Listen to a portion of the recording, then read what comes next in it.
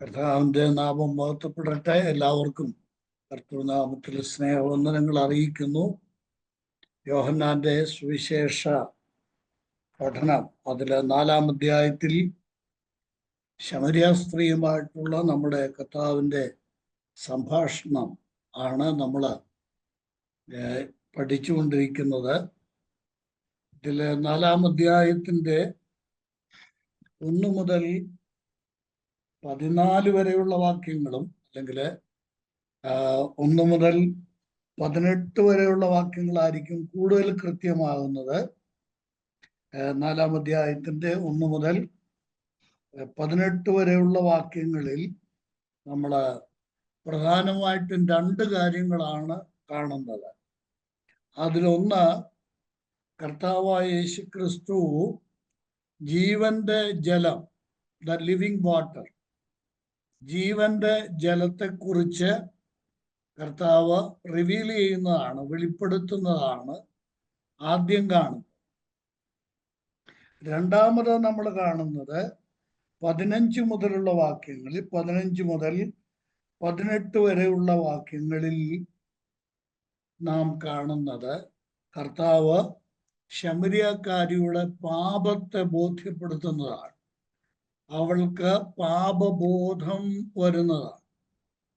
വരുത്തുന്നതാണ്. ഇവിടെ നമ്മൾ പ്രധാനമായിട്ടും ഗ്രഹിക്കേണ്ട ഒരു വലിയ സത്യമുണ്ട്. ആർക്കും ജീവജലം ലഭ്യമാണ്. യേശുക്രിസ്തു ആർക്കും, ഏതൊരു വ്യക്തിക്കും ജീവജലം ദാനമായി കൊടുക്കുന്നു, സൗജന്യമായി കൊടുക്കുന്നു. എന്നാൽ അതിനൊരു വ്യവസ്ഥയുണ്ട്. പാപബോധം ഉണ്ടായി, പാപത്തെക്കുറിച്ചും നീതിയെക്കുറിച്ചും ന്യായവിധിയെക്കുറിച്ചും ബോധ്യം വന്ന് ജീവജലത്തിന്റെ ആവശ്യകത ബോധ്യപ്പെട്ടവർക്കാണ് കർത്താവ് അത് നൽകുക. അപ്പോൾ ഈ ബോധ്യം എല്ലാവരിലും ഉണ്ടാകണം എന്നുള്ളതാണ് കർത്താവ് ആഗ്രഹിക്കുന്നത്. നമ്മൾ ഈ ഭാഗത്ത് തുടങ്ങി വെച്ചത്, നമ്മൾ ഇതിന്റെ പശ്ചാത്തലമാണ് പ്രധാനമായി ആദ്യത്തെ 2 ക്ലാസ്സുകളിൽ. ഈ അധ്യായം പഠനം തുടങ്ങിക്കഴിഞ്ഞ് 2 ക്ലാസ്സുകളിൽ നമ്മൾ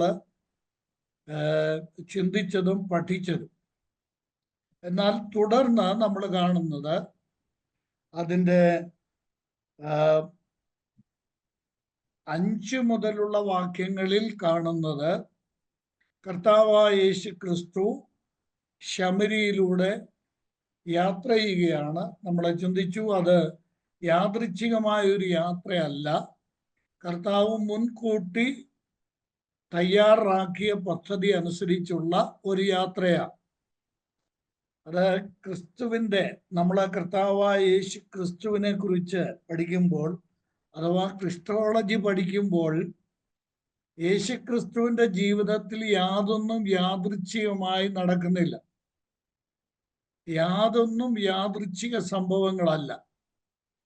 നമുക്ക് ദിനേന നമ്മൾ ഏർപ്പെടുന്ന കാര്യങ്ങളൊക്കെ യാദൃച്ഛിക സംഭവങ്ങളാണ്. നമ്മൾ യാത്ര ചെയ്യുമ്പോൾ ഒരു അപകടം ഉണ്ടായാൽ അത് നമുക്ക് യാദൃച്ഛികമാണ്, നമുക്ക് മുൻകൂട്ടി അറിയാൻ പറ്റില്ല.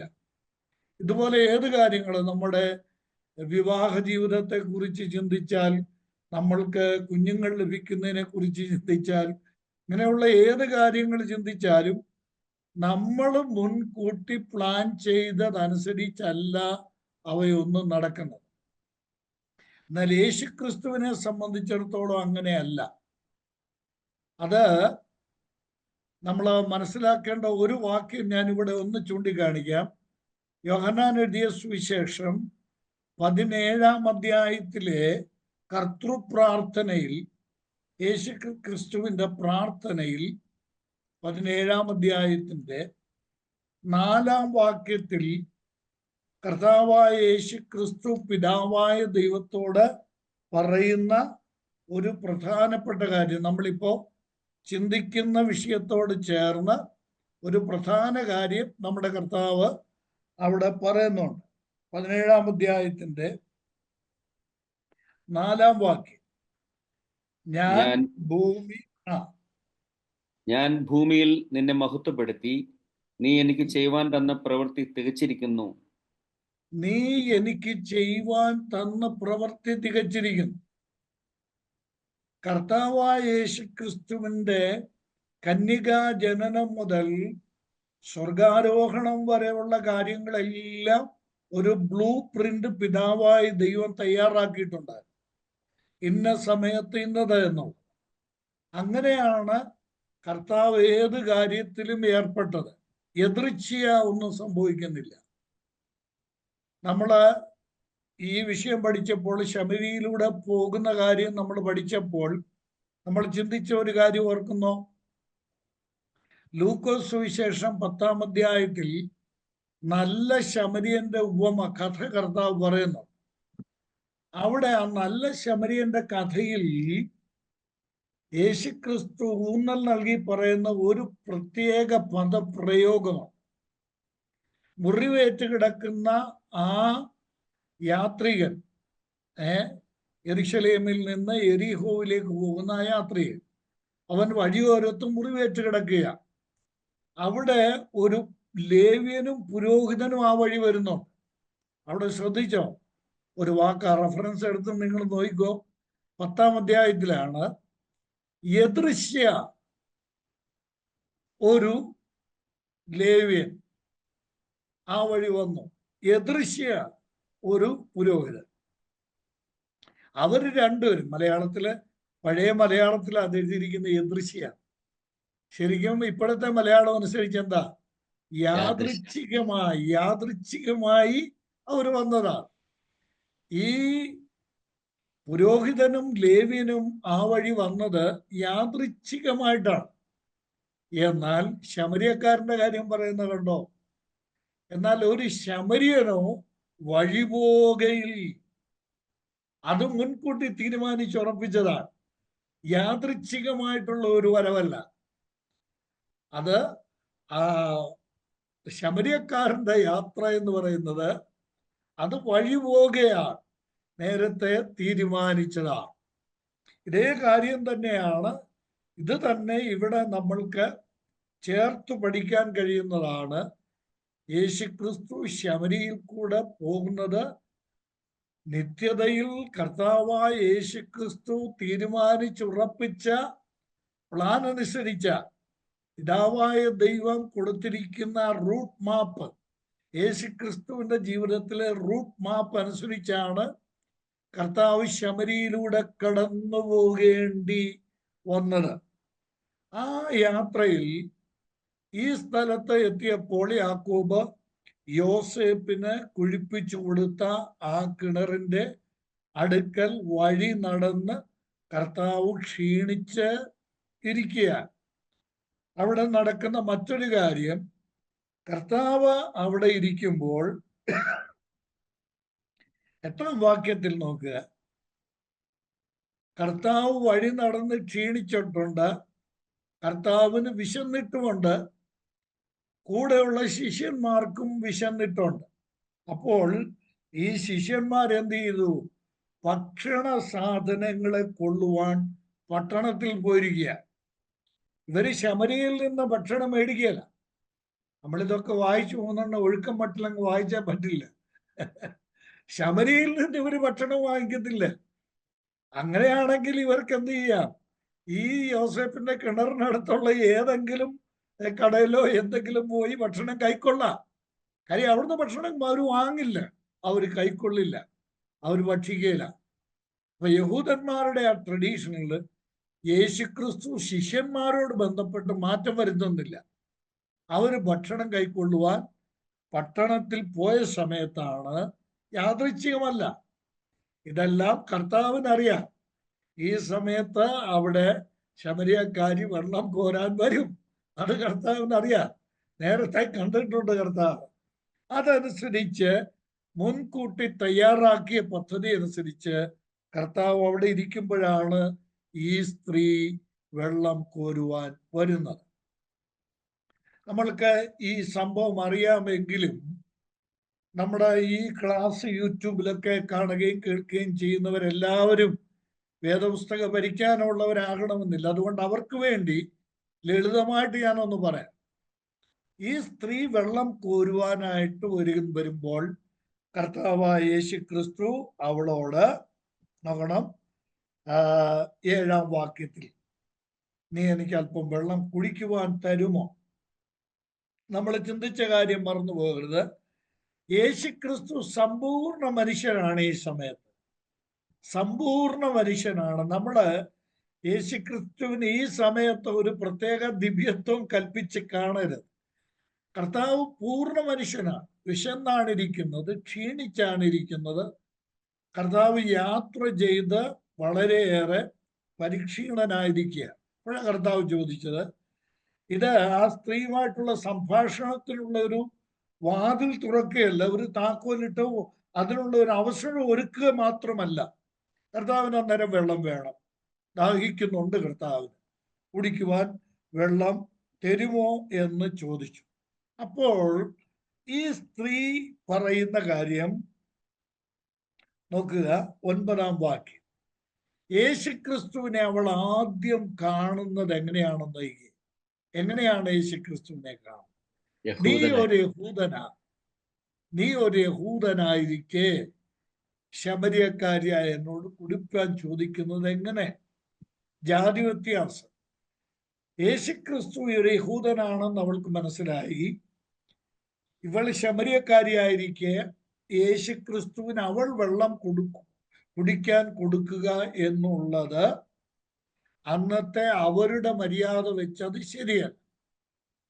അതാണ് അവൾ പറഞ്ഞത്. അപ്പോഴാണ് കർത്താവായ യേശു ക്രിസ്തു, ഇവള് പറയുന്ന ഒരു യഹൂദനെന്ന്, എന്നാൽ യേശുക്രിസ്തുവിന്റെ മറുപടിയിൽ, അത് 10-ാം വാക്യത്തിൽ സൂക്ഷിച്ചു നോക്കിയാൽ മൂർച്ചയേറിയ ഒരു പ്രയോഗമാണ് കർത്താവ് അവിടെ നടത്തുന്നത്. നീ കേവലം ഒരു യഹൂദനാണ്. യേശുക്രിസ്തുവിനെ കേവലം ഒരു യഹൂദനായി കണ്ട ആ സ്ത്രീയോട് കർത്താവായ യേശുക്രിസ്തു ഇരുവായ്ത്തലയുള്ള വാളാണ് പ്രയോഗിക്കുന്നത്. കണ്ടോ, അവിടെ പറയുന്നത് എന്താ? നീ 2 കാര്യങ്ങൾ അറിയണം. കഴിഞ്ഞ ക്ലാസ്സിൽ ഞാൻ സൂചിപ്പിച്ചതാ. 2 കാര്യങ്ങൾ നീ അറിയണം. ഒന്ന്, നിന്നോട് കുടിക്കുവാൻ ചോദിക്കുന്നവൻ ആരാണ് എന്ന് നീ അറിയണം. ഇത് സുവിശേഷ യോഗങ്ങളിൽ നമ്മളെ സുവിശേഷം പങ്കുവയ്ക്കുമ്പോൾ ഏറ്റവും മനോഹരമായ ഒരു പ്രമേയമായ ഒരു വിഷയമായി അവതരിപ്പിക്കാവുന്ന 2 വിഷയങ്ങളാണ് കേട്ടോ സുവിശേഷം പ്രസംഗിക്കുന്നത്. ഒന്ന്, കർത്താവ് പറയുന്നത്, നീ ഇപ്പൊ പറഞ്ഞല്ലോ ഞാൻ യഹൂദനാണ്, എന്നാൽ നീ ആഴത്തിൽ ചിന്തിച്ചു നോക്ക്, നിന്നോട് കുടിക്കുവാൻ ചോദിക്കുന്ന ഞാൻ ആരാണ് എന്ന് നീ അറിയണം. ഒരു മനുഷ്യായുസ് കൊണ്ട് സാധിക്കേണ്ട ഏറ്റവും പ്രധാനപ്പെട്ട കാര്യമാണിത്. യേശുക്രിസ്തുവിനെ അറിയുക, കർത്താവായ യേശുവിനെ അറിയുക. ഈ ലോകത്തിന് സംഭവിച്ചിരിക്കുന്ന ഏറ്റവും വലിയ പരിമിതിയും പരാജയവും ഇവിടെയാണ്. അവർ യേശുവിനെ പഠിച്ചിട്ടുണ്ട്, പക്ഷേ അവർ യേശുവിനെ അറിയുന്നില്ല എന്നുള്ളതാണ്. രണ്ടാമത് കർത്താവ് പറയുന്നത്, അവളോട് പറയുന്നത്, നീ അറിയേണ്ട രണ്ടാമത്തെ കാര്യം ദൈവത്തിന്റെ ദാനങ്ങൾ നീ അറിയണം. ദൈവത്തിന്റെ ദാനം എന്താണ് എന്ന് നീ അറിയണം. ഞാൻ പറയട്ടെ, ഈ 2 ആശയങ്ങൾ ചേർത്ത് ഒരൊറ്റ വാചകത്തിൽ ഞാൻ ഇങ്ങനെ പറഞ്ഞ് അപ്പുറം പോകാൻ ആഗ്രഹിക്കുക. എന്താ? ഇത് 2ഉം അറിയാൻ കഴിഞ്ഞാൽ ഒരു മനുഷ്യ ജന്മം സഫലമാവുകയാണ്. മനുഷ്യ ജീവിതം ഫലവത്തായി തീരുന്നത് ഈ 2 കാര്യങ്ങൾ അറിയുമ്പോഴാണ്. നിങ്ങള് ലോക ചരിത്രത്തിലെ ആരെയൊക്കെ അറിഞ്ഞിട്ടുണ്ട് എന്നുള്ളത് വിഷയമല്ല. നെഹ്റുവിനെ അറിഞ്ഞിട്ടുണ്ടോ? ലോകപ്രസിദ്ധ ചിന്തകനായ സോക്രട്ടീസിനെ നിങ്ങൾക്കറിയാമോ? നിങ്ങൾക്ക് ഈ പ്രപഞ്ച രഹസ്യങ്ങൾ അറിയാമോ? നിങ്ങൾ എന്തൊക്കെ അറിഞ്ഞിട്ടുണ്ട്? എന്തൊക്കെ അറിഞ്ഞാലും അതെല്ലാം നിങ്ങളുടെ ജീവിതത്തോട് ബന്ധപ്പെട്ട്, മനുഷ്യ ജീവിതത്തോട് ബന്ധപ്പെട്ട് വലിയൊരു വട്ടപൂജ്യമാണ്. അറിഞ്ഞോട്ടെ, അറിയാനായിട്ടുള്ള മനുഷ്യന്റെ ആവേശം നല്ലത് തന്നെയാണ്. ആ ത്വര നല്ലതാണ്, അറിഞ്ഞോട്ടെ. മനുഷ്യൻ അറിയണം, കാര്യങ്ങളെ അപഗ്രഥിക്കണം, അറിയണം. പക്ഷെ അറിയേണ്ടവനെ അറിഞ്ഞില്ലെങ്കിൽ ആ ജീവിതം കൊണ്ട് യാതൊരു പ്രയോജനവുമില്ല. ആരെയാണ് മനുഷ്യൻ ശരിക്കും അറിയേണ്ടത്? അറിയേണ്ടത് കർത്താവായ യേശുക്രിസ്തുവിനെയാണ്. ഇന്ന് ഞാൻ വളരെ എളിമയോടെ നമ്മുടെ ഈ ക്ലാസ്സിൽ സംബന്ധിക്കുന്ന പ്രിയപ്പെട്ടവരെ സംബന്ധിച്ചിടത്തോളം ഇന്ന് നമ്മൾ അനുഭവിക്കുന്ന ഈ ആത്മീയ സന്തോഷത്തിന്റെയും സംതൃപ്തിയുടെയും കാരണം എന്താണ്? യേശുക്രിസ്തുവിനെ അറിഞ്ഞു എന്നുള്ളതാണ്. ഇല്ലേ? കർത്താവായ യേശുവിനെ അറിയുക. രണ്ടാമത്, യേശുക്രിസ്തുവിനെ അറിയുന്ന ഒരു വ്യക്തി കർത്താവായ യേശുവിനെ അറിഞ്ഞാൽ മാത്രമല്ല, ദൈവത്തിന്റെ ദാനം അറിയണം. എന്താണ് ദൈവത്തിന്റെ ദാനം? ഈ അധ്യായത്തിൽ ഈ സ്ത്രീയോടുള്ള നമ്മുടെ കർത്താവിന്റെ സംഭാഷണത്തിൽ ആ ദാനം നിന്റെ ആത്മദാഹത്തെ തൃപ്തിപ്പെടുത്തുന്ന ദാനം. സ്തോത്രം. മനുഷ്യന്റെ അന്തർദാഹത്തെ ശമിപ്പിക്കുന്ന ദാഹം. മനുഷ്യന് ദാഹമുണ്ട്. ഇനിയും ഈ ലോകത്തിലെ ഏത് വലിയ കിണറ്റിലെയോ നദിയിലെയോ, പുണ്യ നദി എന്ന് പറയുന്ന നദി, ഒരു നദിയും പുണ്യ നദിയല്ല. യോർദാൻ നദിയും പുണ്യ നദിയല്ല. ഞാന് ഫലസ്തീൻ നാട് സന്ദർശിക്കുന്ന സമയത്ത് ഒരു കുടുംബം, ഒരു ഭാര്യയും ഭർത്താവും ഞങ്ങളോടൊപ്പം ഉണ്ടായിരുന്നു. അവർക്ക് സ്നാനപ്പെടണം. അവരുടെ ആഗ്രഹം യോർദാനിൽ സ്നാനപ്പെടണം. അപ്പോൾ എൻ്റെ കൂടെ യാത്ര ചെയ്യുന്ന സഹോദരന്മാരിൽ ഇതിന്റെ നേതൃത്വം കൊടുക്കുന്നവരിൽ ഒരാൾ പറഞ്ഞ, അച്ഛന് ആ ശുശ്രൂഷ ചെയ്യാമോ എന്ന് ചോദിച്ചു. ഞാൻ പറഞ്ഞു, ലോകത്തിലെ ഏത് നദി വേണമെങ്കിലും ഞാൻ സ്നാനപ്പെടുത്താം, പക്ഷെ യോർദാനിൽ ഞാൻ സ്നാനപ്പെടുത്തത്തില്ല. കാരണം അവർക്കൊരു തെറ്റായ ധാരണയുണ്ട്. എന്താ? യോർദാൻ നദിയിൽ സ്നാനപ്പെട്ടാൽ ഏതാണ്ട് പുണ്യം കിട്ടും. ഒരു പുണ്യവും കിട്ടുകയില്ല. പമ്പയാറ്റിൽ സ്നാനപ്പെട്ടാലും മണിമലയാറ്റിൽ ഏതാണ് അതല്ല വിഷയം. കർത്താവിന്റെ കൽപ്പനയാണ് വിഷയം. അതവിടെ നിൽക്കട്ടെ. ഞാൻ പറഞ്ഞത്, ലോകത്തിൽ ആകാശത്തിന്റെ കീഴിൽ ഒരു പുണ്യ സ്ഥലവുമില്ല. ലോകത്തിൽ ആകാശത്തിന്റെ കീഴിൽ ഒരു പുണ്യ നദിയുമില്ല. പുണ്യ തീർത്ഥങ്ങൾ ഇവിടെ ഇല്ല. എന്ന് പറഞ്ഞാൽ പുണ്യ ജലം ഇവിടെ ഇല്ല.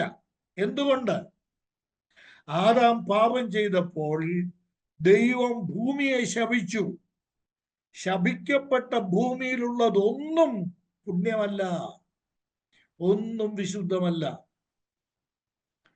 അതുകൊണ്ട് കർത്താവായ യേശുക്രിസ്തു ഇവിടെ വ്യക്തമാക്കുകയാണ്, മനുഷ്യന്റെ ദാഹത്തെ തീർക്കാൻ ലോകത്തിലെ ഒരു പുണ്യജലത്തിനും, പുണ്യജലം എന്ന് ഞാൻ പറഞ്ഞത് പുണ്യം എന്ന് വിശേഷിപ്പിക്കുന്ന ഒരു ജലത്തിനും സാധിക്കുകയില്ല, ഒരു വെള്ളത്തിനും കഴിയുകയില്ല. ആ ആത്മദാഹം പരിഹരിക്കാനും തീർക്കുവാനും കഴിയുന്ന ഏക ജലം നമ്മുടെ കർത്താവായ യേശുക്രിസ്തുവാണ് എന്നുള്ളത് നമ്മളിവിടെ വ്യക്തമായിട്ട് പഠിക്കുക. കർത്താവായ യേശുക്രിസ്തു ഈ സംഭാഷണത്തിൽ ഉന്നം വെച്ചതും അത് തന്നെയാണ്. ഞാൻ ഓർമ്മിപ്പിക്കട്ടെ, നമ്മളിപ്പോ 3-ാം അധ്യായത്തിലും സംഭാഷണം കണ്ടു, 4-ാം അധ്യായത്തിലും കാണുക. 3-ാം അധ്യായത്തിൽ കർത്താവ് ആ സംഭാഷണത്തിൽ ഉന്നം വെച്ച ഒരേ ഒരു കാര്യം നിക്കോദെമോസിന്റെ വീണ്ടും ജനനമാണ്. വീണ്ടും ജനനമാണ്. ഇനിയും ഇവിടെ കർത്താവായ യേശുക്രിസ്തു ശമരിയക്കാരിയുമായിട്ടുള്ള സംഭാഷണത്തിൽ കർത്താവ് ഉന്നം വയ്ക്കുന്നത്, സ്തോത്രം, അവളുടെ അന്തർദാഹം, ആത്മദാഹം അവസാനിപ്പിക്കുക എന്നുള്ളതാണ്. ഇവിടെ ഞാൻ വളരെ പെട്ടെന്ന് ചില ആത്മീക സത്യങ്ങൾ ഈ ഭാഗത്ത് നിന്ന് ഓർമ്മിപ്പിച്ച് പോകാൻ ആഗ്രഹിക്കുക. മനുഷ്യന്റെ ഏറ്റവും വലിയ പരാജയം എന്താണെന്ന് അറിയാം? ആധുനിക മനുഷ്യന്റെയും ലോകത്തിലുള്ള സകല മനുഷ്യരുടെയും ഏറ്റവും വലിയ പരാജയം എന്ന് പറയുന്നത് യഥാർത്ഥ ജീവജലം അഥവാ മനുഷ്യന്റെ സംതൃപ്തിക്ക് വേണ്ടി ദൈവം തുറന്ന ഉറവയെ ഒന്നുകിൽ അവർക്കറിയില്ല, അല്ലെങ്കിൽ അവർ അതിനെ വേണ്ട എന്ന് വയ്ക്കുന്നു. ഞാന് യഹൂദ ചരിത്രത്തോട് ബന്ധപ്പെടുത്തി ഈ സത്യം ഒന്ന് ഓർമ്മിപ്പിക്കാം. നോക്കുക, ഇരമ്യാവിന്റെ പ്രവചനം 2-ാം അധ്യായത്തിന്റെ 13-ാം വാക്യം നോക്കുക. ദൈവത്തിന്റെ ജനം ചെയ്ത എന്റെ ജനം 2 ദോഷം ചെയ്തിരിക്കുന്നു. അവർ ജീവജലത്തിന്റെ ഉറവയായ എന്നെ ഉപേക്ഷിച്ച് വെള്ളമില്ലാത്ത കിണറുകളെ, പൊട്ടക്കിണറുകളെ തന്നെ കുഴിച്ചിരിക്കുന്നു. ഇവിടെയാണ് പ്രശ്നം. നോക്കണം, ഇത് അന്യജാതിക്കാരുടെ കാര്യമല്ല പറയുന്നത്, അന്യമതസ്ഥരുടെ കാര്യമല്ല പറയുന്നത്. ദൈവം തൻ്റെ ജനത്തെക്കുറിച്ച് പറയുകയാണ്. എൻ്റെ ജനം 2 ദോഷങ്ങൾ ചെയ്തിരിക്കുന്നു. അവർ ചെയ്ത 2 ദോഷങ്ങൾ എന്തൊക്കെയാണ്? ഒന്ന്, ജീവജലത്തിന്റെ ഉറവയായ എന്നെ ഉപേക്ഷിച്ചു. ജീവജലത്തിന്റെ ഉറവയായ, ഇംഗ്ലീഷിലെ ആ വാക്ക് കുറെ കൂടെ ക്ലിയർ ആണ്, അർത്ഥം ഇത് തന്നെയാണ്. ഇംഗ്ലീഷിൽ എങ്ങനെയാണെന്നറിയാമോ? The fountain of the living waters എന്നാണ്. The fountain of the living waters. ദൈവം ആരാണ്? ദൈവം ജീവജലത്തിന്റെ ഫൗണ്ടനാണ്. മലയാളത്തിൽ വിവർത്തനം ചെയ്തിരിക്കുന്ന ഉറവയെന്നാണ് കൊടുത്തിരിക്കുന്നത്. ഈ ഫൗണ്ടൻ എന്നുള്ളതിന് ഉറവയെന്ന് കൊടുത്താൽ അത്ര കണ്ട് ശരിയാകുമോ എന്നെനിക്ക് തോന്നുന്നില്ല. Fountain of the living waters. ജനം എന്ത് ചെയ്തു? ദൈവത്തിന്റെ ജനം, വേറെ ആരുമല്ല. എന്റെ ജനം ജീവജലത്തിന്റെ ഉറവയായി എന്നെ ഉപേക്ഷിച്ചു. ഞാൻ ഈ പറയുന്ന ഒന്ന് ശ്രദ്ധിക്കണേ. അവിടെ ജീവജലത്തിന്റെ ഉറവയായി എന്നെ അറിയത്തില്ലെന്നല്ല, ജീവജലത്തിന്റെ ഉറവയായ എന്നെ എൻ്റെ ജനം അറിയുന്നില്ല എന്നല്ല. പിന്നെ ജീവജലത്തിന്റെ ഉറവയെ അവർക്കറിയാം, പക്ഷെ അവർക്കത് വേണ്ട. എൻ്റെ ജനം ജീവജലത്തിന്റെ ഉറവയായി എന്നെ ഉപേക്ഷിച്ചു. ഒന്നാമത്തെ പാപം. ഇസ്രായേൽ ജനത്തിന്റെ പാപത്തെക്കുറിച്ച് യിരെമ്യാവ് പറയുന്ന കുറെ കാര്യങ്ങളുണ്ട്, കേട്ടോ. ഇതൊക്കെ ഞാനിപ്പോ ഈ 2 ഇപ്പൊ പറയുന്നു. രണ്ടാമത്തെ എന്താണെന്നറിയാമോ? ഇവിടെ ഓൾറെഡി എന്നേക്കുമായി ദാഹം തീർക്കുന്ന ഒരു ജീവജലത്തിന്റെ ഉറവയുണ്ട്. പക്ഷെ അതിനെ ഉപേക്ഷിച്ചിട്ട് ഇവരെന്താ ചെയ്യുന്നറിയാമോ?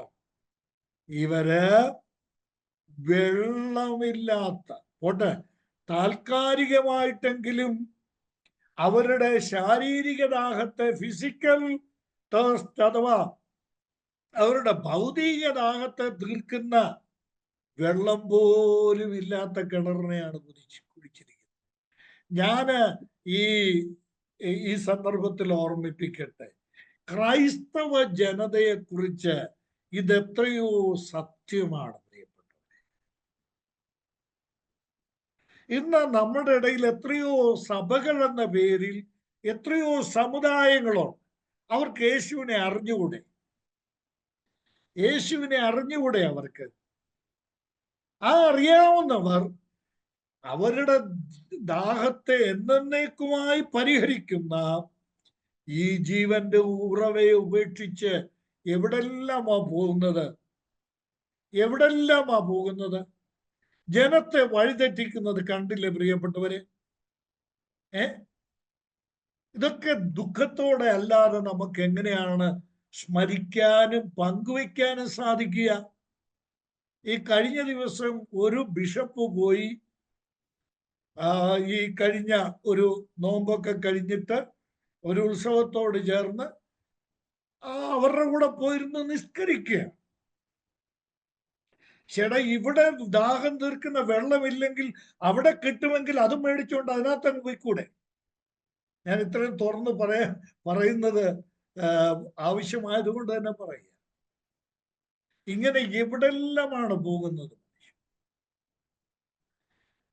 ഓർക്കണേ, ദൈവത്തിന്റെ ജനത്തെ കുറിച്ച് ദൈവം വിലപിക്കുന്നതാണിത്. ഓൾറെഡി ഇവിടെ ജീവന്റെ വെള്ളമുണ്ട്, പക്ഷെ അവർക്ക് എന്നെ വേണ്ട.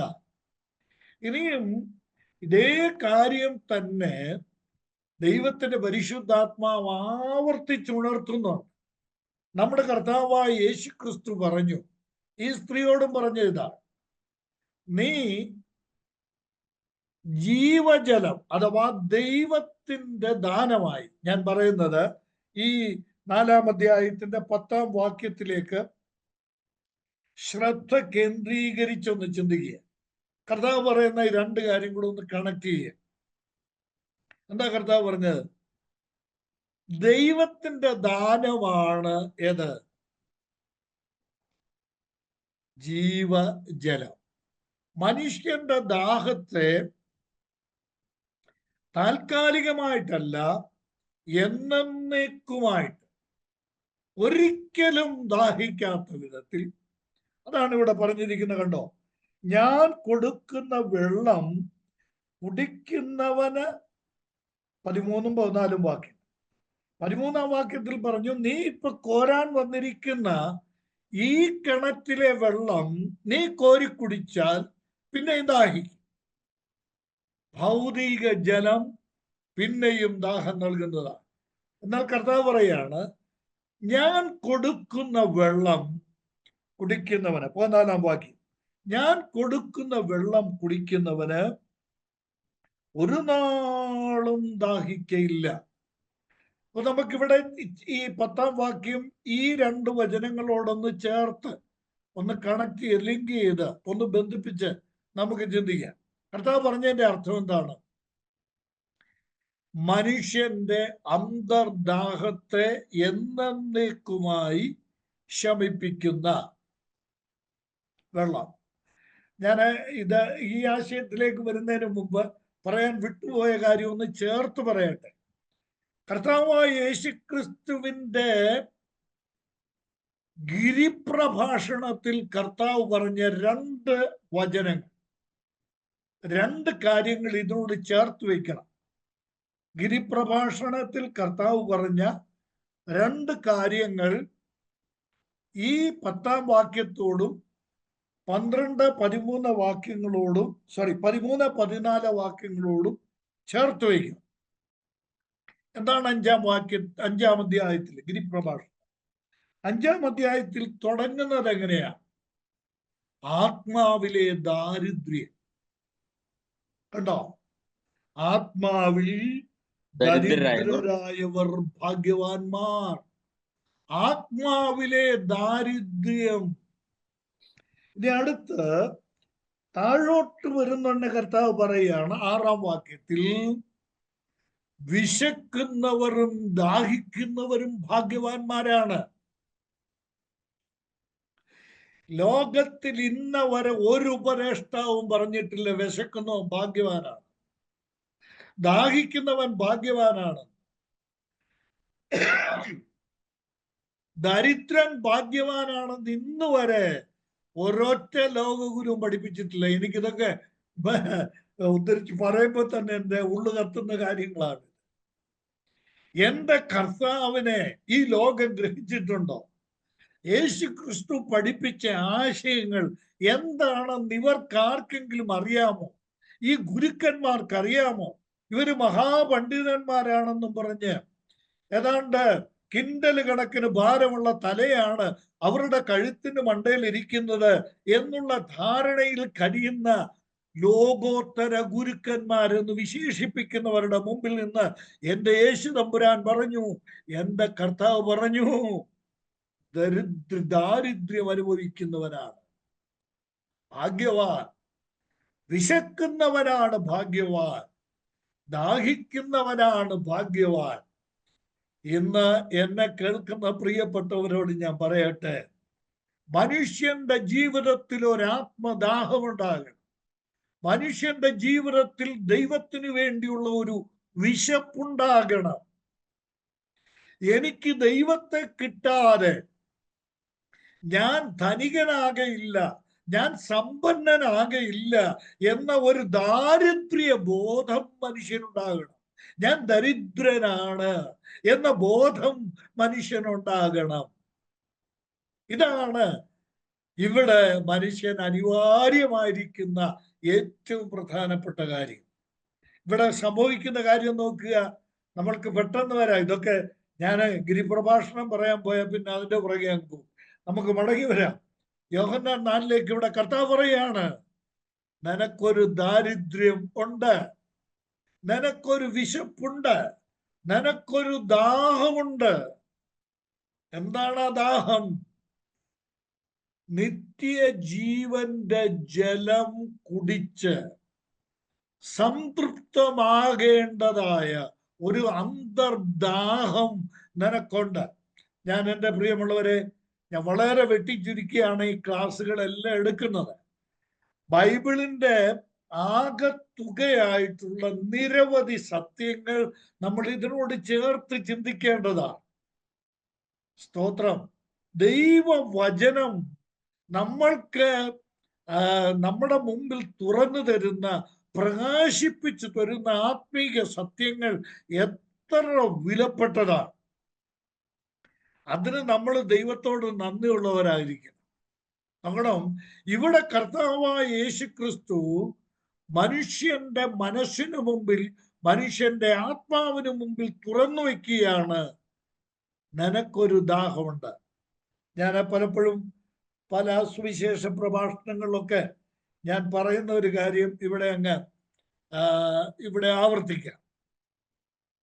ഇപ്പോ ഒരു പട്ടിക്ക് അല്ലെങ്കിൽ ഒരു പശുവിന് തിന്നാനും കുടിക്കാനും കൊടുത്താൽ അത് സുഖമായിട്ട് കിടന്നുറങ്ങും, ഇല്ലേ? സംശയമുണ്ടോ? അത് രണ്ടും മതി. എന്നാൽ ഒരു മനുഷ്യന് തിന്നാനും കുടിക്കാനും കിട്ടിയാൽ അവൻ ഉറങ്ങുകയില്ല. അവനൊരു അന്തർദാഹമുണ്ട്. ഇന്ന് പകലത്തെ വാർത്തകൾ ശ്രദ്ധിച്ചാൽ അറിയാം. എന്താ വേടനോ എന്തോ ഇന്ന് പിടിച്ച ഒരുത്തന്റെ പേരാ വേടൻ. ഇതൊക്കെ എവിടുന്ന് വരുന്നു? അപ്പോ എന്തൊക്കെ പേരാണെന്നുള്ളത്.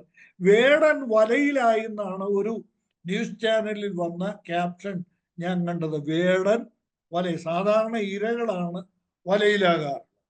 ഇപ്പൊ വേടൻ വലയിലായി. എന്താ വേടന്റെ പ്രശ്നം? ഇഷ്ടം പോലെ പണമുണ്ട്. ഇന്ന് പിടിച്ചത് 7 ലക്ഷത്തി ചില്ലുവാൻ രൂപയാണെന്നു. ആ ഹോട്ടൽ മുറിയിൽ നിന്ന് പണമുണ്ട്, ഇഷ്ടം പോലെ ജീവിക്കാനുള്ള സൗകര്യമുണ്ട്. പക്ഷെ അന്തർദാഹം നോക്കിക്കോണം. കഞ്ചാവ് വേണം, മയക്കുമരുന്ന് വേണം, ആത്മസുഖമില്ല, ആത്മസംതൃപ്തിയില്ല.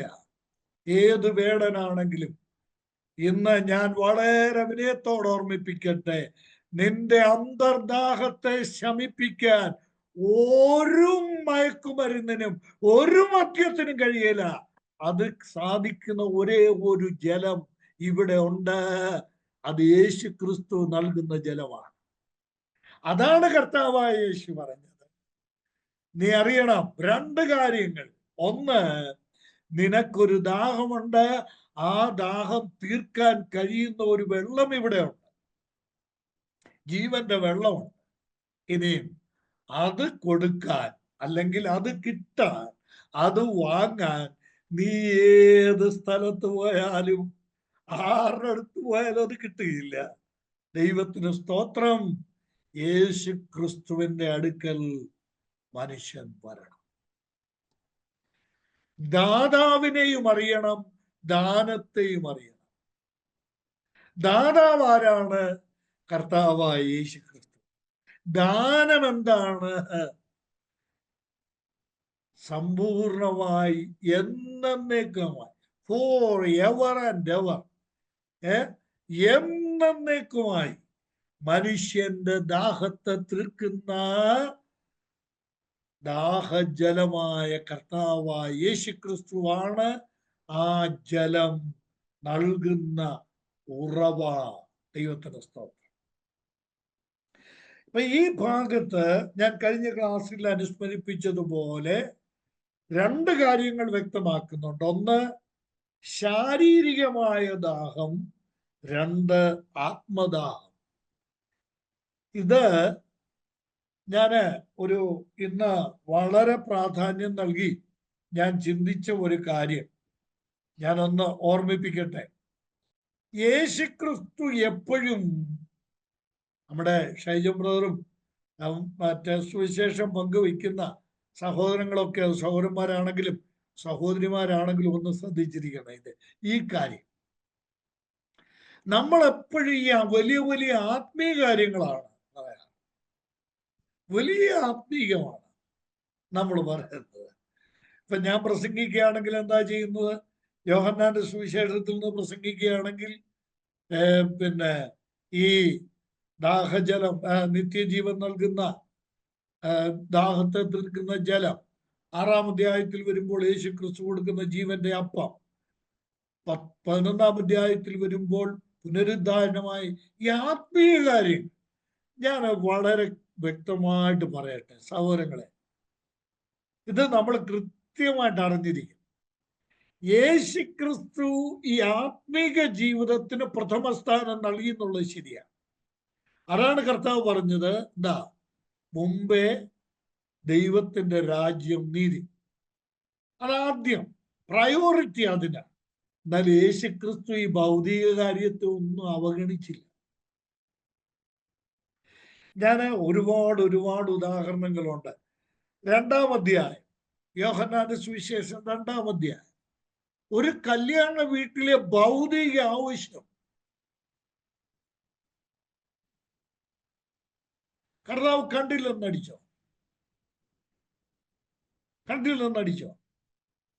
നമ്മൾ ഈ ആത്മീയം പ്രസംഗിച്ച് ആത്മീകം പറഞ്ഞു പോവുകയാണ്. പക്ഷേ ഭൗതികതയെ കർത്താവായ യേശു അവഗണിച്ചിട്ടില്ല. മനുഷ്യന്റെ ആവശ്യങ്ങളോട് പുറം തിരിഞ്ഞ് നടന്നവനല്ല യേശു. അവയെ പരിഹരിച്ചവനാണ് കർത്താവായ യേശു ക്രിസ്തു. കാരണം ഇവിടെ ഈ ശമര്യക്കാരിയോട് കർത്താവായ യേശു ക്രിസ്തു എന്നേക്കും ദാഹിക്കാതിരിക്കുവാൻ കഴിയുന്ന വെള്ളത്തിന്റെ കാര്യം പറയുമ്പോൾ ഈ വെള്ളം കുടിക്കരുതെന്നല്ല പറയുന്നത്. കർത്താവ് പറഞ്ഞ് എനിക്ക് തന്നേര്, എനിക്ക് വേണം. നോക്കണം, ഇനി 4-ാം അധ്യായത്തിന്റെ അവസാന ഭാഗത്തേക്ക് വരുമ്പോൾ ഒരു രാജഭൃത്യൻ തൻ്റെ കുഞ്ഞിന്റെ രോഗാവസ്ഥ എന്ന് പറയുമ്പോൾ, ഞാനിങ്ങനെ പറയാൻ പോയ ഈ സുവിശേഷങ്ങൾ മുഴുവൻ പറയേണ്ടി വരും. മനുഷ്യന്റെ നിത്യജീവിതത്തിലെ ആവശ്യങ്ങളെ അവഗണിച്ചവനല്ല കർത്താവായ യേശു. നമ്മൾ ഈ സുവിശേഷം പറയുമ്പോൾ ഇത് അവഗണിച്ചുള്ള സുവിശേഷം പാടില്ല. ഇനി നിങ്ങൾ നോക്കുക, 6-ാം അധ്യായത്തിലേക്ക് വരിക. 6-ാം അധ്യായത്തിൽ വന്നാൽ ആദ്യം എന്താ ചെയ്യുന്നത്? യേശുക്രിസ്തു സ്വർഗത്തിൽ നിന്ന് ഇറങ്ങി വന്ന ജീവന്റെ അപ്പമാണ് എന്ന് കർത്താവ് പഠിപ്പിക്കുന്നതിന് മുമ്പ് 5 അപ്പം എടുത്തിട്ട് എന്ത് ചെയ്തു? വിശന്നിരുന്നവരുടെ വിശപ്പ് മാറ്റിയിട്ടാണ് കർത്താവ് എന്ത് ചെയ്തത്? ഞാൻ സ്വർഗത്തിൽ നിന്ന് ഇറങ്ങി വന്ന അപ്പമാണെന്ന് പറഞ്ഞത്, ജീവനുള്ള അപ്പമാണ് എന്ന് പഠിപ്പിച്ചത്. ഞാൻ മടങ്ങി വരട്ടെ. അപ്പോൾ യേശുക്രിസ്തു മനുഷ്യന്റെ ശാരീരിക ആവശ്യങ്ങളെയോ മനുഷ്യന്റെ ദൈനംദിന ജീവിതത്തിലെ വിശപ്പ്, ദാഹം, ക്ഷീണം, രോഗം ഇവയോടൊക്കെ നിസ്സംഗത പുലർത്തിയ ഒരു വ്യക്തിയല്ല നമ്മുടെ കർത്താവ്. അവയോടൊക്കെ തന്നെ നമ്മുടെ കർത്താവ് അനുകൂലമായി, പോസിറ്റീവായിട്ട് പ്രതികരിക്കുകയാണ് നമ്മുടെ കർത്താവ് ചെയ്യുന്നത്. ഇനി നമ്മൾക്ക് ഈ അധ്യായത്തിലെ അടുത്ത് നമ്മൾ മനസ്സിലാക്കേണ്ട ഒരു കാര്യം കൂടി ഞാൻ പറയട്ടെ. ഇതിപ്പം ഈ യിരെമ്യാ പ്രവചനം 2-ാം അധ്യായത്തിൽ നിന്ന്, ഹലോ എല്ലാവരും ഉണ്ടല്ലോ അല്ലേ ക്ലാസ്സിന്? ഓക്കെ. കർത്താവായ യേശുക്രിസ്തു പറഞ്ഞ ആ ആശയം വെച്ച് നമ്മൾ കണ്ട ഒരു കാര്യം, യേശുക്രിസ്തുവാണ് ജീവന്റെ ഉറവ. ഇനി ഭാവിയിൽ ഒരു കാര്യം കൂടെ സംഭവിക്കാൻ പോകുകയാണ്. എന്താ? ഞാൻ ആ വാക്യം കൂടെ ഒന്ന് ചൂണ്ടിക്കാണിക്കാം, നിങ്ങൾ എഴുതിയിടുക. അതിപ്പോ വിശദീകരിക്കേണ്ട കാര്യമുള്ളതായിട്ട് എനിക്ക് തോന്നുന്നില്ല. സഖരിയ പ്രവചനം 14-ാം അധ്യായത്തിന്റെ 8-ാം വാക്യം. സഖരിയ പ്രവചനം 14-ാം അധ്യായത്തിന്റെ 8-ാം വാക്യം ഒന്ന് വായിച്ച് സഹായിക്കാം. അത് നമ്മളൊന്ന് വായിച്ചു പോകാം. അന്നാളിൽ ജീവനുള്ള വെള്ളം യെരൂശലേമിൽ നിന്ന് പുറപ്പെട്ട് പാതി കിഴക്കേ കടലിലേക്കും പാതി പടിഞ്ഞാറേ കടലിലേക്കും ഒഴുകും. അത് ഉഷ്ണകാലത്തും ശീതകാലത്തും ഉണ്ടാകും. യഹോവ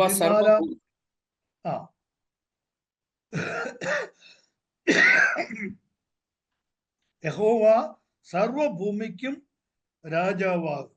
ഈ 14-ാം അധ്യായത്തിന്റെ സഖരിയ പ്രവചനം 14-ാം അധ്യായത്തിൽ കർത്താവായ യേശുക്രിസ്തു ഒലിവുമലയിൽ പ്രത്യക്ഷപ്പെടുന്ന രംഗമാണ് ഇവിടെ രേഖപ്പെടുത്തിയിരിക്കുന്നത്.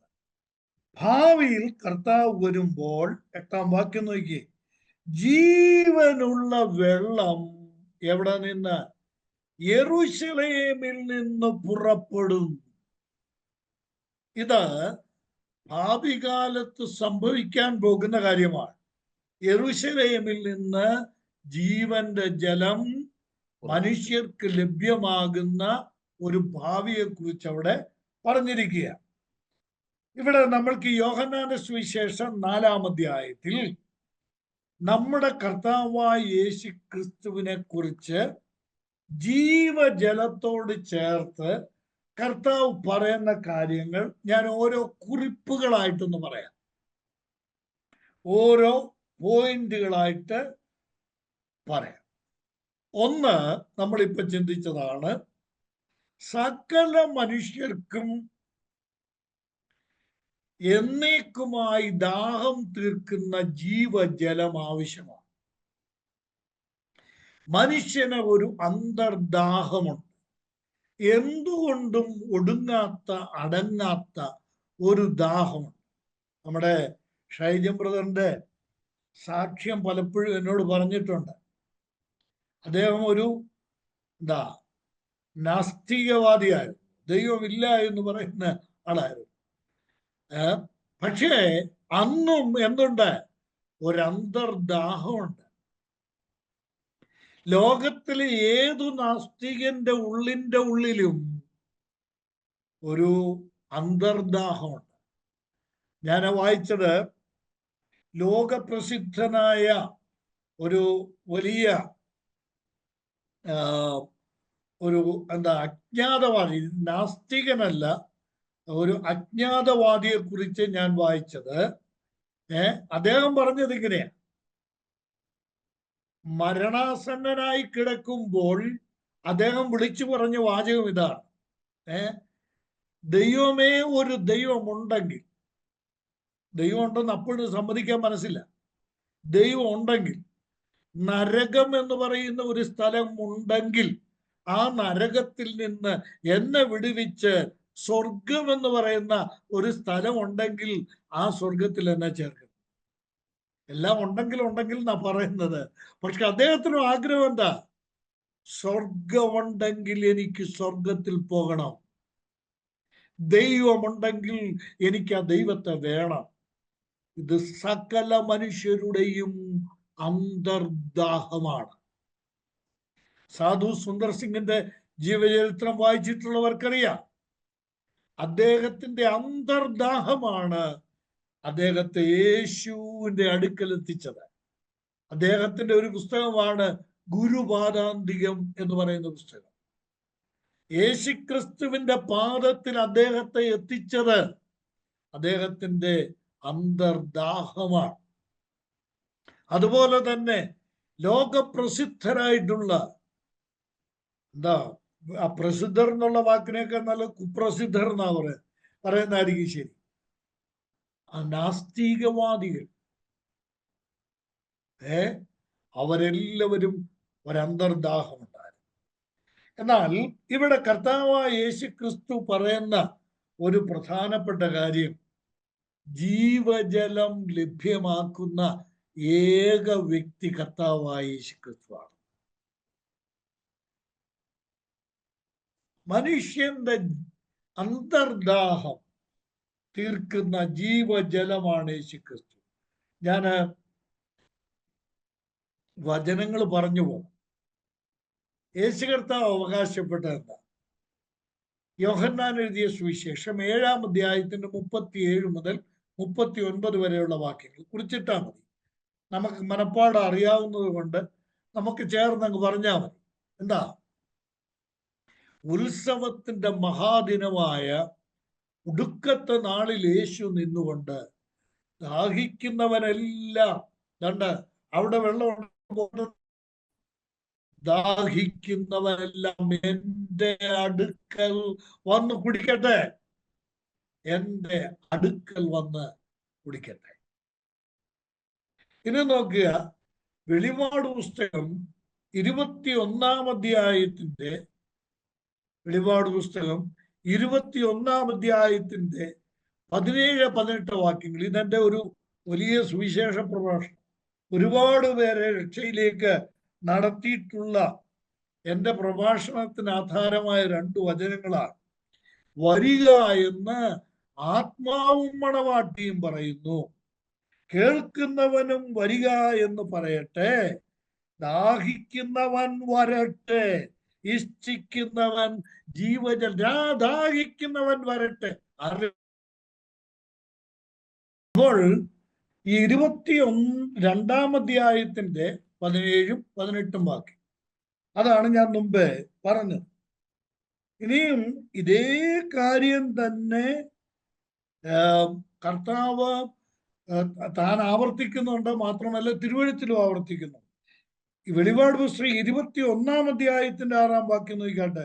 21-ന്റെ 6, ഞാൻ അൽഫയും ഒമേഗയും ആദിയും അന്തവുമാകുന്നു, ദാഹിക്കുന്നവന്, കണ്ടോ, ദാഹിക്കുന്നവന് ഞാൻ ജീവനീരുറവയിൽ നിന്ന് സൗജന്യമായി കൊടുക്കും.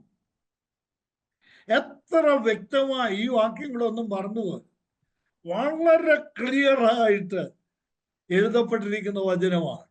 ഞാൻ എന്ത് ചെയ്യും? ജീവനീരുറവയിൽ നിന്ന്, എങ്ങനെ? പൈസ വേണ്ട, സൗജന്യമായി കൊടുക്കും. ഇത് യെശയ്യാപ്രവചനം 55-ാം അധ്യായത്തിലൊക്കെ പറയുന്നുണ്ട്, ദാഹിക്കുന്നവൻ വരട്ടെ, വെള്ളം സൗജന്യമായി വാങ്ങട്ടെ എന്നാണ് അവിടെ എല്ലാം എഴുതിയിരിക്കുന്നത്. ഇനിയും ഈ ജീവജലത്തിന്റെ പ്രത്യേകത, ഒന്ന്, യേശുക്രിസ്തു ജീവജലമാണ്. ഒന്ന്, മനുഷ്യർക്ക് എല്ലാവർക്കും അന്തർദാഹമുണ്ട്. ആ ദാഹം തീർക്കുവാൻ യേശുവിന്റെ അടുക്കൽ വരണം. യേശുക്രിസ്തുവിങ്കൽ നിന്ന്, രണ്ടാമത്, ജീവജലം അങ്ങനെയുള്ളവർക്ക് ലഭ്യമാകുന്നു. പിന്നീട് വേറൊരു സ്ഥലത്തേക്ക് പോകുവാൻ ആവശ്യമില്ലാതെ വണ്ണം എന്നേക്കുമായി ദാഹം തീർക്കുന്ന ജലമാണ് കർത്താവായ യേശുക്രിസ്തു. ഇനി നോക്കുക, മൂന്നാമത്, ഈ ജലം കുടിച്ചാൽ ഒരിക്കലും ദാഹിക്കയില്ല. യേശു കർത്താവ് കൊടുക്കുന്ന ഈ വെള്ളം കുടിച്ചാൽ ഒരിക്കലും ദാഹിക്കയില്ല. 2 വചനങ്ങൾ എഴുതിയിടുക. സഖരിയ പ്രവചനം 13-ാം അധ്യായത്തിന്റെ 1-ാം വാക്യം നോക്കുക. സഖരിയ പ്രവചനം 13-ാം അധ്യായത്തിന്റെ 1-ാം വാക്യം. അന്നാളിൽ ദാവീദ് ഗൃഹത്തിനും യെരൂശലേം നിവാസികൾക്കും പാപത്തിന്റെയും മാലിന്യത്തിന്റെയും പരിഹാരത്തിനായി ഒരു ഉറവ തുറന്നിരിക്കും. കേട്ടോ? ജീവജലം എന്നേക്കുമുള്ള ദാഹം തീർക്കുക മാത്രമല്ല, ഈ ജലത്തിന് വേറൊരു പ്രത്യേകതയുണ്ട്. എന്താ? മാലിന്യം മാറ്റുന്നതാണ്.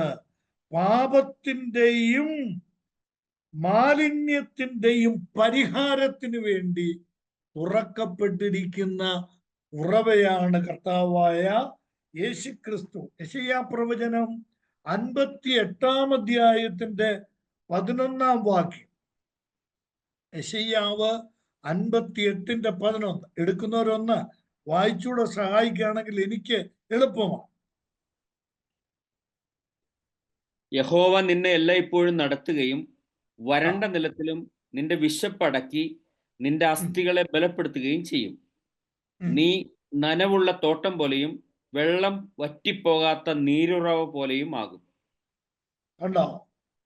മനുഷ്യന്റെ ദാഹം സമ്പൂർണമായി പരിഹരിച്ച് പാപത്തിന് പരിഹാരം വരുത്തുവാൻ തുറന്നിരിക്കുന്ന ഉറവയാണ് നമ്മുടെ കർത്താവായ യേശുക്രിസ്തു. ഞാൻ ഈ ഒടുവിൽ അത് ഒന്നുകൂടെ ക്ലിയർ ചെയ്ത് നമുക്ക് ഉപസംഹാരത്തിൽ ഓർക്കാമെന്ന് വിചാരിക്കുക.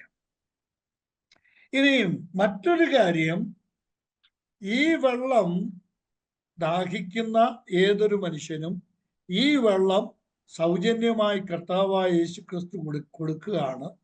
ഇത് കുടിച്ചു കഴിഞ്ഞാൽ അവൻ ഒരിക്കലും ദാഹിക്കുകയില്ല. ഇനി അടുത്ത സവിശേഷത എന്താണ്? ഈ വെള്ളം കുടിക്കുന്നവർക്ക് സംഭവിക്കുന്ന അടുത്ത സവിശേഷത, അവർക്ക് ലഭിക്കുന്ന അടുത്ത അനുഗ്രഹം എന്താണ്? നോക്കുക. ഈ വെള്ളം കുടിച്ചാൽ ഈ 4-ാം അധ്യായത്തിൽ കർത്താവായ യേശുക്രിസ്തു പറയുന്ന ഒരു പ്രയോഗം നോക്കണം. നമ്മൾ വായിച്ചിട്ടുണ്ടോ നമുക്കറിയുകയും ചെയ്യാം. പക്ഷെ നമ്മൾ ചിന്തിക്കാതെ വിടുന്ന ഇതുപോലുള്ള വാക്കുകളൊക്കെ അത്ര പ്രാധാന്യം നൽകുകയാണ് നമ്മൾ. 14-ാം വാക്യം നോക്കി. ഞാൻ കൊടുക്കുന്ന വെള്ളം കുടിക്കുന്നവന് ഒരു നാളും ദാഹിക്കയില്ല. ഞാൻ കൊടുക്കുന്ന വെള്ളം അവനിൽ എന്ത് ചെയ്യും? നിത്യജീവങ്കലേക്ക് പൊങ്ങി വരുന്ന നീരുറവയായിരിക്കും. 2 കാര്യങ്ങൾ ഇവിടെ ഉണ്ട്. ഞാനിതൊക്കെ വായിച്ച് ധ്യാനിച്ചിട്ടുണ്ട്. ഞാൻ എൻ്റെ ജീവിതത്തെ കണ്ട് ഞാൻ ദൈവത്തെ മഹത്വപ്പെടും. എന്താണെന്നറിയാമോ? ഒന്ന്, ഈ കുടിക്കുന്നവന്റെ ദാഹം തീരും എന്ന് മാത്രമല്ല, അവനൊരു ഉറവയാകുക. പിടികിട്ടിയോ? ദൈവത്തിന് സ്തോത്രം. നമ്മളിൽ നിന്ന് കുടിച്ച് എത്ര പേര് യേശു കർത്താവിനെ അറിഞ്ഞ് അവരുടെ ദാഹം തീർത്തിട്ടുണ്ട്. സ്തോത്രം, സ്തോത്രം. കഴിഞ്ഞ ദീർഘവർഷങ്ങളിലെ എൻ്റെ രക്ഷിക്കപ്പെട്ട സുവിശേഷകനായി കഴിഞ്ഞ് മാത്രമല്ല, രക്ഷിക്കപ്പെട്ടതിന് ശേഷമുള്ള എൻ്റെ ജീവിതത്തിൽ ഞാൻ പകർന്നു കൊടുത്ത ആ വെള്ളം കുടിച്ച് യേശുവിനെ അറിഞ്ഞ് നിത്യജീവന്റെ ജലം കുടിച്ച് ദാഹം തീർത്ത എത്രയോ പേരിവിടെ.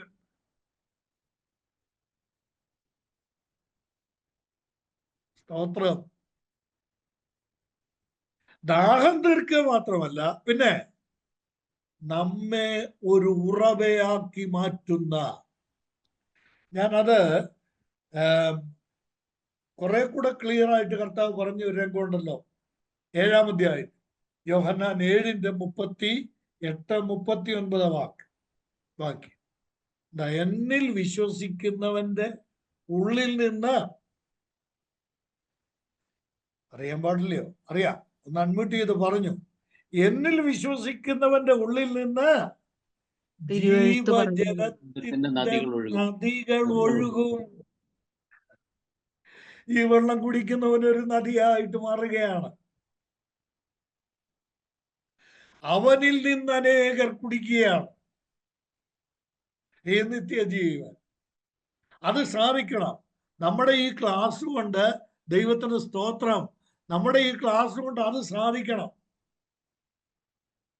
നമ്മളൊരു ഉറവയായിട്ട് മാറണം, നമ്മളൊരു നദിയായി മാറണം, നമ്മുടെ അടുക്കലേക്ക് അനേകർ വരണം.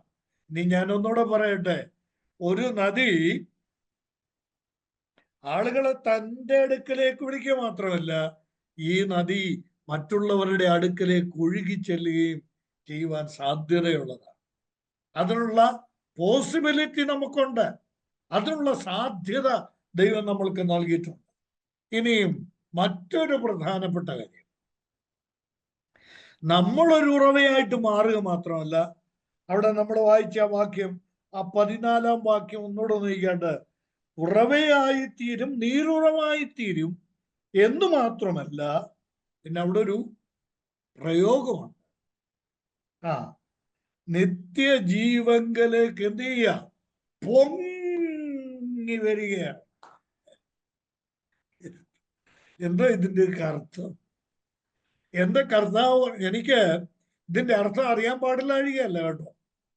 നമ്മുടെ ക്രിസ്തീയ ജീവിതത്തിൽ ഈ വെള്ളം കുടിച്ച ദൈവമക്കൾക്ക് അവരുടെ ഉള്ളിൽ ഒരു ബബ്ലിംഗ്, അവരുടെ ഉള്ളിൽ ഈ ജീവജലത്തിന്റെ നദി അവരുടെ ഉള്ളിൽ തിളക്കിയെന്ന ചൂടുകൊണ്ടാണ്. എന്താ ഇതിങ്ങനെ പൊങ്ങി വരികയാണ്. ആത്മീക സന്തോഷം, ആ വ്യക്തി അനുഭവിക്കുന്ന ഒരാത്മീകമായ തണുപ്പ്, ഇത് പൊങ്ങി വരികയാണ്. ഈ വെള്ളം നമ്മൾ നീരുറവയായിട്ട് മാറുക മാത്രമല്ല, ഇത് പൊങ്ങി വരുന്നതാണ്. ഒരൊറ്റ സുനാമി വരുത്തി വെച്ച ദുരന്തം ഓർമ്മയുണ്ടോ? ഉണ്ടോ? ഈ വെള്ളം പൊങ്ങിയാലത്തെ സ്ഥിതി ഉണ്ടല്ലോ, അതൊരു വലിയ അനുഭവമാണ്. എത്രയോ ആത്മീയ സത്യങ്ങളാണ് ഈ ഒരൊറ്റ സംഭാഷണത്തിൽ, അല്ലെങ്കിൽ ഈ ഒരു ഒറ്റ ഇൻസിഡന്റ്, സംഭവത്തിൽ നമ്മുടെ കർത്താവ് ചേർത്ത് വെച്ചിരിക്കുന്നത്. ഈ വലിയ ഉറവയായിട്ട് നമ്മൾ മാറുവാനാണ് കർത്താവ് ആഗ്രഹിക്കുന്നത്. ഞാനൊരു കാര്യം കൂടെ തോട് ചേർത്ത് വെക്കട്ടെ. യെഹെസ്കേൽ പ്രവചനം 47-ാം അധ്യായത്തിൽ 47-1 മുതലുള്ള വാക്യങ്ങൾ വായിച്ചാൽ, പ്രവാചകനെ ഒരു പ്രവാഹത്തിലൂടെ ദൈവം കടത്തിവിടുന്ന ഒരു രംഗമാണ്. ആലയത്തിന്റെ ഉമ്മരപ്പടിയിൽ നിന്ന് ആരംഭിക്കുന്ന ഒരു ജലപ്രവാഹത്തെ കുറിച്ച് അവിടെ പറയുന്നു. 1000 മുഴം അളന്നിട്ട് പ്രവാചകനെ കടത്തിയപ്പോൾ ആ വെള്ളം നരിയാണിയോളമാണ്. പിന്നെയും 1000 മുഴം അളന്ന് കടത്തിക്കഴിഞ്ഞപ്പോൾ അത്, സ്തോത്രം, മുട്ടോളമായി. മുട്ടിൽ നിന്ന് പിന്നീട് 1000 മുഴം അളന്ന് വിട്ടപ്പോൾ അരയോളമായി. പിന്നീടോ നീന്തിയിട്ടല്ലാതെ കടപ്പാൻ കഴിയാത്ത ഒരു പ്രവാഹം.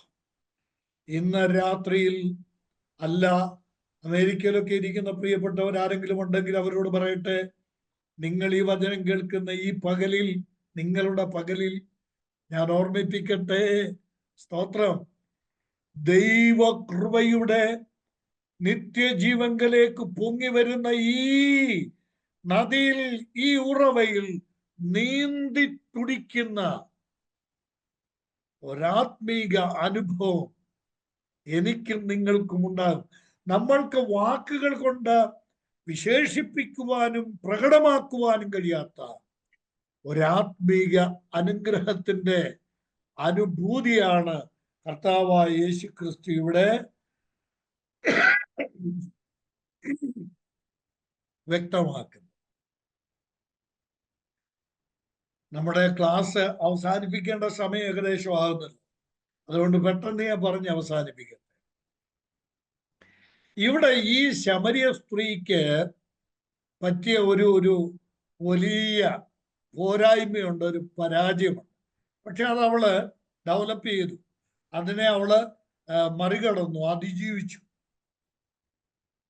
എന്താ? അവൾക്ക് ആദ്യം ഈ പറഞ്ഞതൊന്നും പിടികിട്ടി, ഒന്നും മനസ്സിലായി. എന്തായി പറയുന്നത്? നീ വെള്ളം തരുമെന്ന് പറയുന്നു, അത് കുടിച്ചാൽ ഒരിക്കലും ദാഹിക്കത്തില്ലെന്ന് പറഞ്ഞു. എന്നിട്ട് ഇവിടെ അത്ഭുതപ്പെട്ട് ചോദിക്കുകയാണ്. അത് ഞാൻ ഇന്ന് പറയണമെന്ന് വിചാരിച്ചിരുന്നതാണ് ആ വിഷയമൊക്കെ. അത്ഭുതം വരെ എന്ത് പരതന്ത്രയായിട്ട് ഇവിടെ ചോദിക്കുക. നീ ഒരു യഹൂദൻ എന്ന് പറഞ്ഞോള്. അല്പം കഴിഞ്ഞപ്പോ പറയാ, യേശുവിനെ യഹൂദനായി കണ്ട ഈ സ്ത്രീ തൊട്ടടുത്ത് പറയാം, ഞങ്ങളുടെ പിതാവായ യാക്കോബിനേക്കാൾ നീ വലിയവനാണ്. ഇപ്പൊ സംഗതി കാഴ്ചപ്പാട് മാറുന്നുണ്ടോ? അപ്പൊ ഇവിടെ ചിന്തയ്ക്ക് അതീതനായി കർത്താവിനെ കാണുക.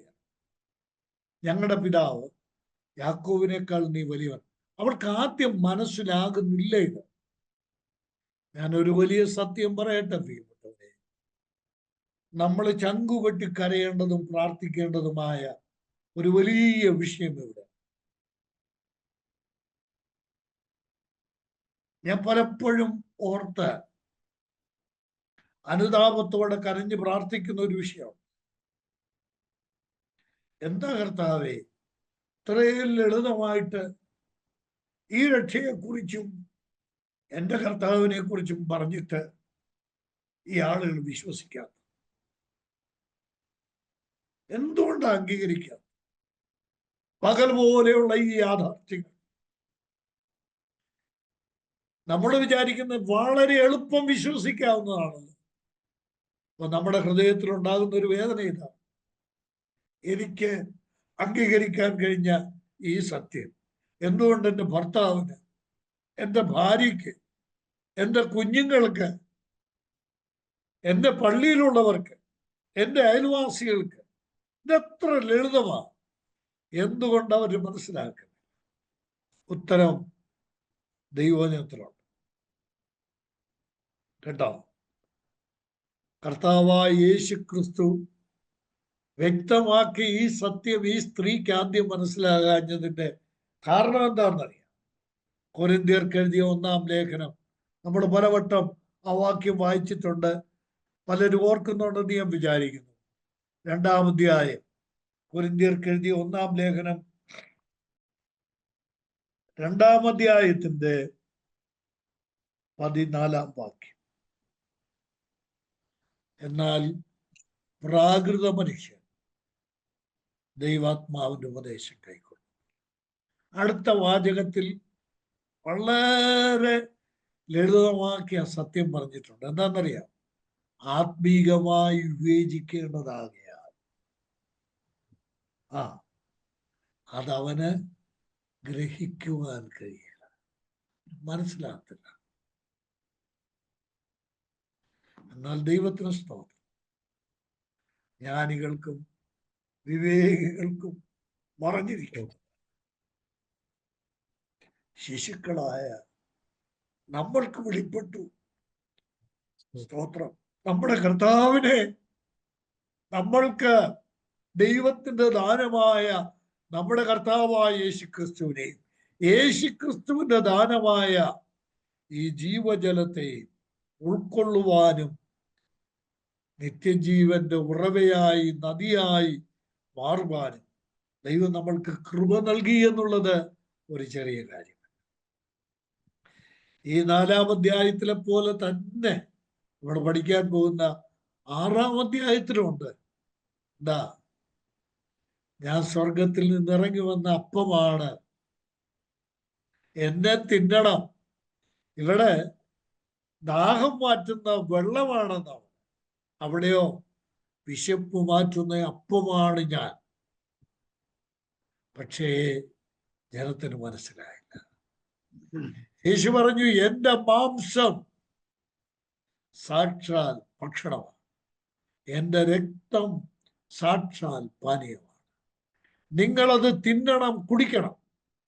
അപ്പൊ കേട്ടവരൊക്കെ പറഞ്ഞ എന്താണ്? യോഹന്നാൻ 6-ാം അധ്യായത്തിന്റെ 54 മുതൽ 58 വരെയുള്ള വാക്യങ്ങളാണ്. കുറിച്ചിട്ടാ മതി, പിന്നെ വായിച്ചു. ഇവൻ എന്തായി പറയുന്നത്? ഇവന്റെ മാംസം നമുക്ക് തിന്നാൻ തരുമെന്നു, ഇവന്റെ രക്തം നമ്മൾക്ക് കുടിക്കുവാൻ തരുമെന്നു. കർത്താവിന്റെ കൂടെ ഉണ്ടായിരുന്ന ശിഷ്യന്മാര് പോലും പറയും ഇത് കഠിന വാക്ക്, പലരും പിരിഞ്ഞുപോയി. എന്നാൽ പത്രോസ് പറഞ്ഞ വാചകം ഉദ്ധരിച്ച് ഞാൻ നിർത്തട്ടെ. കർത്താവ് ഈ 12 പേരെ നോക്കിയിട്ട് പറഞ്ഞു, ഏതാണ്ട് 70 പേരെയാണ് ഞാൻ തെരഞ്ഞത്. അവരിൽ മിക്കവരും പോയി. നിങ്ങൾക്കും പോകാൻ മനസ്സുണ്ടെങ്കിൽ പോകാം. ശിമോൻ പത്രോസ് പറഞ്ഞ മറുപടി എന്താ? കർത്താവേ, അങ്ങേ വിട്ട് ഞങ്ങൾ എങ്ങോട്ട് പോകാനാ? നിത്യജീവന്റെ മൊഴികൾ, നിത്യജീവന്റെ വചനങ്ങൾ നിന്റെ മക്കളുണ്ട്. സ്തോത്രം, സ്തോത്രം. ഇന്ന് രാത്രി നമ്മുടെ കർത്താവിന്റെ കാലുകളെ കെട്ടിപ്പിടിച്ച് നമുക്ക് പറയാം, ഞങ്ങൾക്കിതൊക്കെ മനസ്സിലാക്കി തന്നത് അവിടുത്തെ ആത്മാവാണ്. അതിന് ഞങ്ങൾ നന്ദി പറയുന്നു. ഇല്ല, ഞങ്ങൾ ഒരിക്കലും അങ്ങേ വിട്ടുപോകുകയില്ല. കർത്താവിന്റെ സന്നിധിയിൽ നമ്മളെ ഏൽപ്പിച്ച് പ്രാർത്ഥിക്കാം. ഈ വചനങ്ങളാൽ കർത്താവ് നമ്മെ അനുഗ്രഹിക്കട്ടെ.